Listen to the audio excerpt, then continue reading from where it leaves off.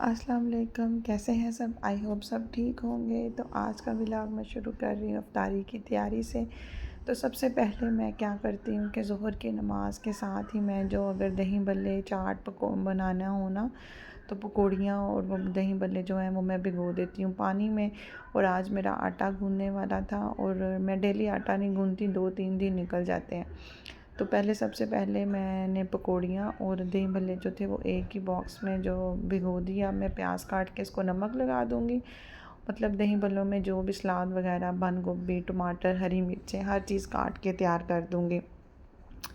तो इस टाइम मैंने अभी ज़ोहर की नमाज़ ही अदा की थी और मैं किचन में आ गई थी। तो मैं कोशिश करती हूँ कि ज़रा जल्दी काम शुरू कर लूँ, क्योंकि जब छोटा बेबी साथ हो ना तो फिर ज़रा मुश्किल हो जाता है। तो फिर इफ्तारी में तो ज़ाहिर है सारा कुछ रेडी करना पड़ता है।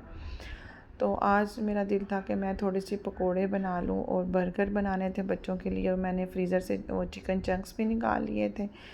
और वैसे आज हम बना रहे थे देसी चिकन, उसमें शलजम डाल के ना शोरबे वाला सालन बनाना था। और हांडी मेरी मतलब पक रही थी थोड़ा सा, बस भून के तो मैंने शलजम डालने थे और शलजम मैंने काट के बॉईल करने रख दिए थे इधर। और मैंने कहा चलो मैं मतलब ये तो भिगो देती हूँ ना, तो मैं फिर देखूँगी क्या बनाना है। तो वैसे तो मैंने आप कह लें कि दही भल्लों में इतना दही नहीं डाला था, क्योंकि दही मेरे पास कम था, लेकिन मैंने काम चलाओ वाला काम किया और उसमें मतलब आप कह लें कि चना चाट भी और दही भल्ले दोनों 2 in 1 था। लेकिन अल्हम्दुलिल्लाह मज़े की बनी थी। तो आज मैंने डिसाइड किया था कि अब मैं डेली ना अपने नेबर्स में कभी मतलब हर मतलब एक घर को ना रोज़ाना इफ्तारी जो भी बनाऊंगी ना वो भेजूंगी। तो हमारी राइट साइड पे जो घर है आज मैं उनको इफ्तारी भेजूंगी। तो फिर मैंने साथ पकोड़े इसलिए मतलब रख लिए थे कि चलो फ्राई चीज़ भी एक हो जाए। वैसे पकोड़े मैं ज़्यादा ऑयल में फ्राई तो नहीं करती, मैं पैन में बनाती हूँ, जैसे कि मैंने आपको पहले भी शेयर किया था। लेकिन आज ना दही बल्लों की पापड़ी को मैंने फ्राई किया कढ़ाई में, तो मैंने उसी में फिर फ्राई कर लिए थे पकोड़े भी, क्योंकि मैंने कहा अब क्या मैं दोबारा से फ्री पैन में भी ऑयल डालूँ, क्योंकि बर्तन तो खुद ही धोने हैं। और अब यहाँ मैं जो दूध की मलाई उतार रही हूँ और मैं दूध को जाग लगा दूँगी दही बनाने के लिए। मतलब सहरी टाइम ना दही मैं ज़्यादातर घर में ही बनाती हूँ, हम लोग बाज़ार से नहीं मंगवाते। एक दो दफ़ा ऐसा हुआ है कि बस मैं नहीं लगा सकी थी तो बाज़ार से लाना पड़ा था, तो मेरे से तो वो खाया ही नहीं जाता, क्योंकि मैं शुरू से ना सादा दही खाती हूँ। मैं दही में कोई चीनी शक्कर कुछ भी नहीं डालती, मेरे से मीठा दही नहीं खाया जाता। तो वो बाज़ार का थोड़ा बहुत तो खट्टा होता है, इसलिए जो घर का होता है ना वो तो फिर आपको पता है ऑर्गेनिक होता है, वो ज़रा भी खट्टा नहीं होता। तो मैं फिर कोशिश करती हूँ कि मैं घर में ही ना जाग लगा दूँ। तो मैं बस थोड़ा सा दूध इधर गर्म करके, तो मैंने ये छोटी सी जो आपको पतीली मेरी नज़र आ रही है ना, ये भी मैंने भर के नहीं लगाती, थोड़ी सी लगाती हूँ मैं जाग, जो रोज़ाना का रोज़ाना फ्रेश दही लग जाए। तो बस यहाँ मैं दूध को निकाल लूँगी और उस दूध को जो ताज़ा दूध बॉयल था ना मैंने आज उसकी दही बनाने के लिए ना उसको ही लगा लूँगी जाग। और जो दही था वो थोड़ा सा मैं निकाल लूँगी, भले बना लूँगी उसी के, क्योंकि मैंने फैसल से कहा था कि दही मुझे मंगवा दीजिएगा, लेकिन वो शायद जल्दी में चले गए तो दही वो नहीं दे कर गए थे मुझे। और फ़रूक भाई तो छुट्टी पे हैं, पता नहीं उनकी तबीयत नहीं ठीक और वो काफ़ी दिनों से नहीं आ रहे, तो बस इसलिए बड़ा मसला हुआ है। तो अब मैं जो था इसी से काम चला लूँगी। तो मैंने इमली की चटनी और दही मिक्स करके ना ऐसे ही, तो बस हल्का सा वो मज़े के बन गए थे, लेकिन अल्हम्दुलिल्लाह फिर भी तो वो बना लूँगी दही भल्ले साथ।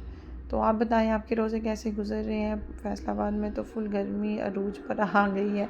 कल मैंने अपने बच्चों के सर्दियों के कपड़े संभाल दिए थे, ये चिकन चंक्स में निकाल लाई हूँ फ्रीज़र से।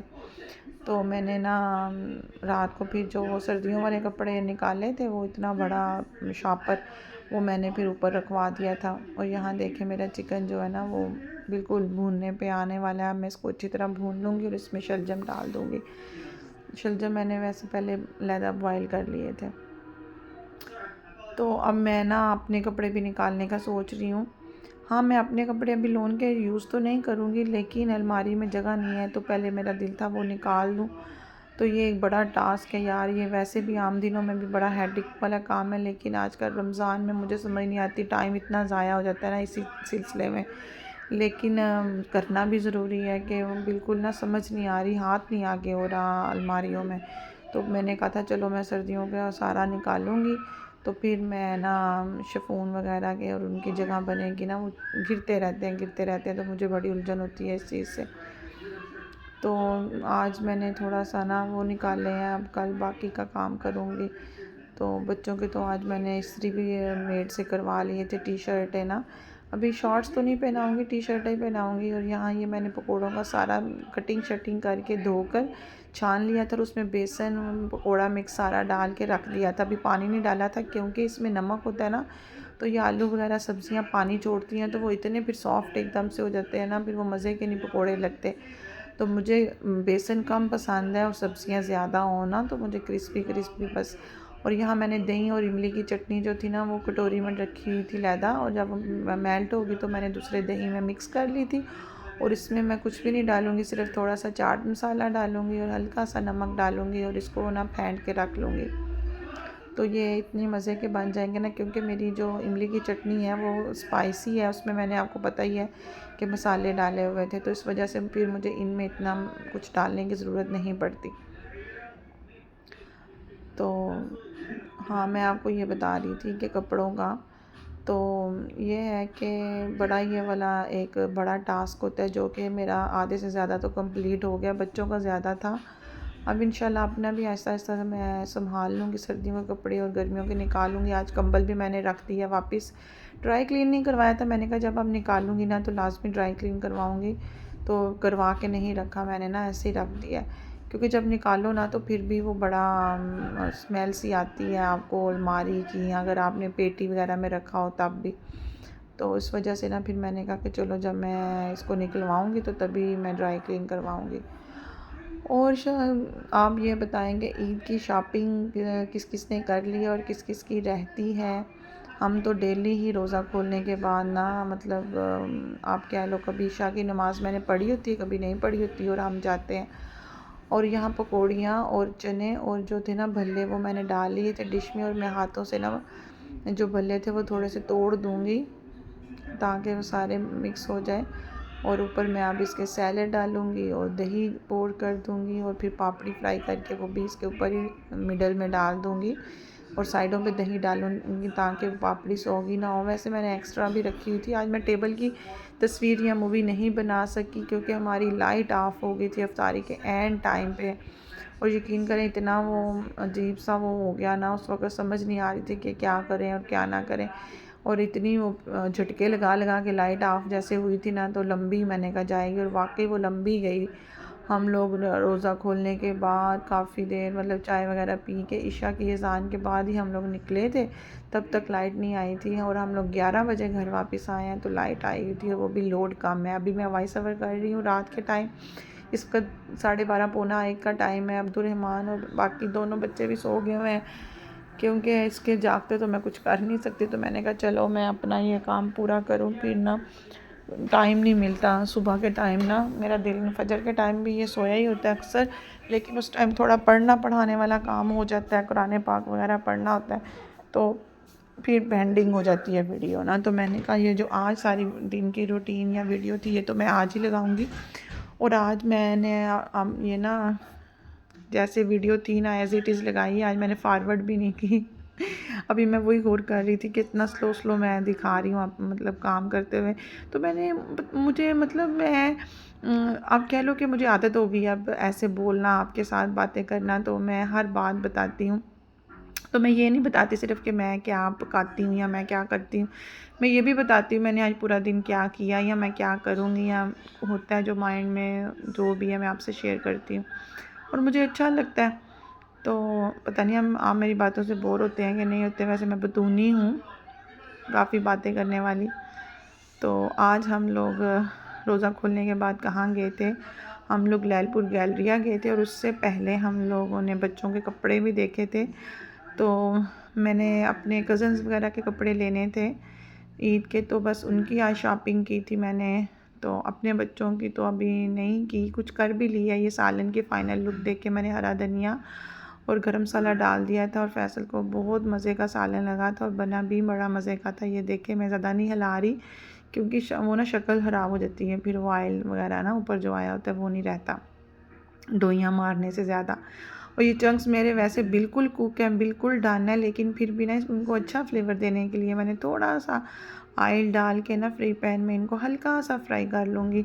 और इस स्टेप में ना अगर आप पहले थोड़ा सा प्याज लेके सौते कर लें और उसके अंदर ये कर लेंगे ना कैरेमल, थोड़ा सा नमक मिर्च डाल के प्याज को, तो ये और ज़्यादा जूसी और मज़ेदार बनेगा। वैसे ही ऐसे भी बड़ा मज़े का बना था, क्योंकि मैंने एक सॉस बना ली थी जो मैंने बर्गर्स में लगाई थी, वो मैं आगे चल के आपको दिखाती हूँ।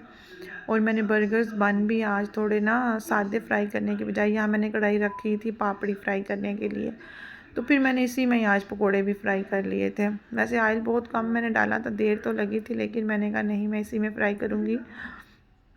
और अच्छा, ये लोहे की कढ़ाई थी ना जो मैंने चेज़ वैल्यू से ली थी, नहीं चेज़ अब से ली थी, तो ये ना इसका वो उतरता था ब्लैक ब्लैक। फिर मैंने देखा नेट पे, तो उन्होंने कहा कि इसको आँच तेज़ आँच करके जला लो और फिर ये नहीं उतरेगा। तो वाकई ऐसा ही हुआ, वो जो उतरना था उतर गया, उसके बाद ये बिल्कुल ठीक है।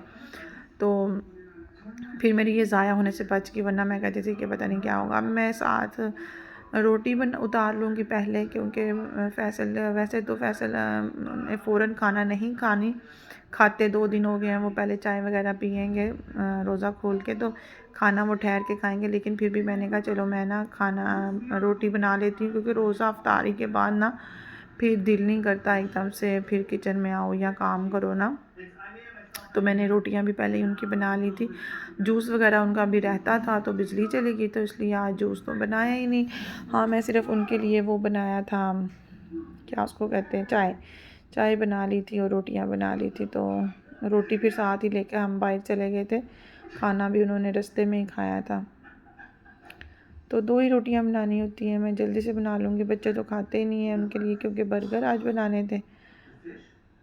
और पकोड़े भी माशाल्लाह शौक़ से वैसे मेरे बच्चे खा लेते हैं, तो वो दोनों ही चीज़ें उनकी फ़ेवरेट थी। ज़्यादा मैं तमाम नहीं किचन मतलब अफ्तारी में करती, आपने देखा ही होगा, बड़ी सिंपल अफ्तारी होती है। हम 1 या 2 चीज़ें, इससे ज़्यादा नहीं बनाते ना, क्योंकि मैं उतना ही बनाती हूँ जितना बच्चे खा लें। तो एक तो फ्रिज में भी बची रहती हैं, और ये भी हम लोगों से ख़त्म नहीं होती हैं, पड़ी होती हैं। फिर हालांकि हम लोगों ने अपने वो जो होते हैं मुलाज़िम वगैरह, उनको भी साथ शेयर करते हैं, उनके साथ भी हर चीज़ जो हम खुद खाते हैं वही हम उनको उनको देते हैं। फैसल की शुरू से आदत है, अल्हम्दुलिल्लाह हम उनको हर वो चीज़ देते हैं जो खुद खाते हैं। तो फिर भी आप कह लें कि हम रोज़ा खोल के कुछ खाया भी नहीं हाथ से आता, और हम हालांकि सिर्फ सहरी टाइम मैंने खाना खाना होता है। आज तक मैंने नहीं इफ्तारी के बाद कभी खाना खाया ना।